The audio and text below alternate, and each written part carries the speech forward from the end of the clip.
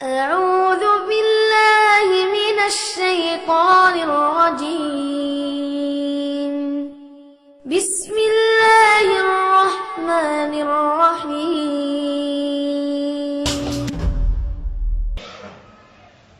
اس کے بعد الگ ترتیب تقریباً 18 انبیاء کرام کا نام بنام ذکر کیا گیا۔ 18 انبیاء کرام کا نام ذکر کیا گیا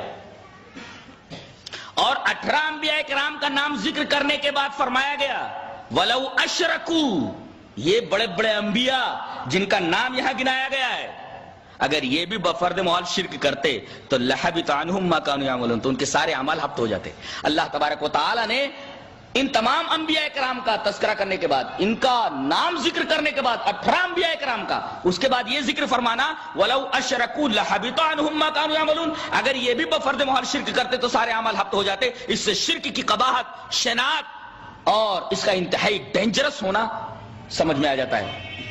یہ تمام اعمال کو تباہ و برباد کرنے والی چیز ہے۔ اسی وجہ سے اللہ تبارک تعالی نے فرمایا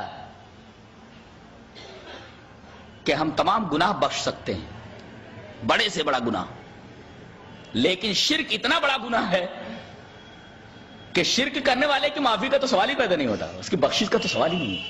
ان اللہ لا یغفر ان یشرک بہ ویغفر ما دون ذلک لمن یشاء، بے شک اللہ ہر گنہگار کو بخش سکتا، بڑے سے بڑے گنہگار کو معاف کر سکتا ہے، لیکن مشرک کو تو معاف کرنے کا سوال ہی پیدا نہیں ہوتا۔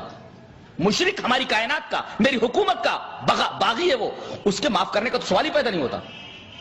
اور جہاں تک جنت کا معاملہ ہے، جنت تو اس کے اوپر حرام ہے۔ انہ من یشرک باللہ فقد حرم اللہ علیہ الجنہ، جو اللہ کے ساتھ شرک کرے اللہ نے اس کے اوپر جنت حرام کر دی ہے۔ ومأواہ النار، اس کا ٹھکانہ تو صرف جہنم ہے۔ اتنی خطرناک شے ہے، لہذا ہمیں قدم پھونک پھونک کر رکھنا ہے۔ اعمال کم ہی ہوں چلے گا، لیکن شرک کے بارے میں ہمیں بہت کیئرفل رہنا ہے، بہت زیادہ محتاط رہنا ہے۔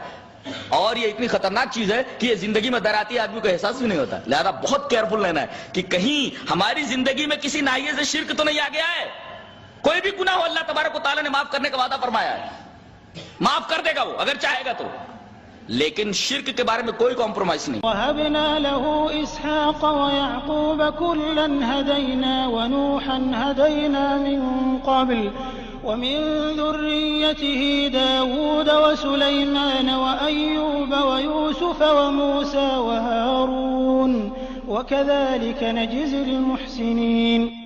اور ہم نے ان کو اسحاق دیا اور یعقوب، ہر ایک کو ہم نے ہدایت کی، اور پہلے زمانے میں ہم نے نوح کو ہدایت کی، اور ان کی اولاد میں سے داؤد کو اور سلیمان کو اور ایوب کو اور یوسف کو اور موسیٰ کو اور ہارون کو، اور اسی طرح ہم نیک کام کرنے والوں کو جزا دیا کرتے ہیں۔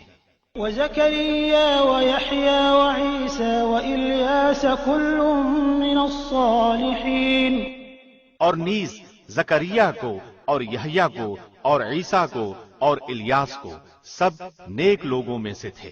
وَإِسْمَاعِيلَ وَالْيَسَعَ وَيُونُسَ وَلُوطًا وَكُلًّا فَضَّلْنَا عَلَى الْعَالَمِينَ، اور نیز اسماعیل کو اور یسع کو اور یونس کو اور لوط کو اور ان میں سے ہر ایک کو تمام جہان والوں پر ہم نے فضیلت دی۔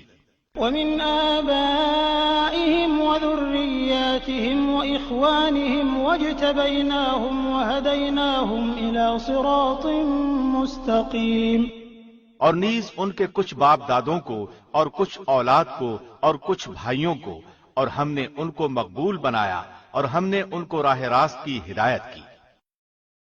ذَلِكَ هُدَى اللَّهِ يَهْدِي بِهِ مَن يَشَاءُ مِنْ عِبَادِهِ وَلَوْ أَشْرَكُوا لَحَبِطَ عَنْهُمْ مَا كَانُوا يَعْمَلُونَ۔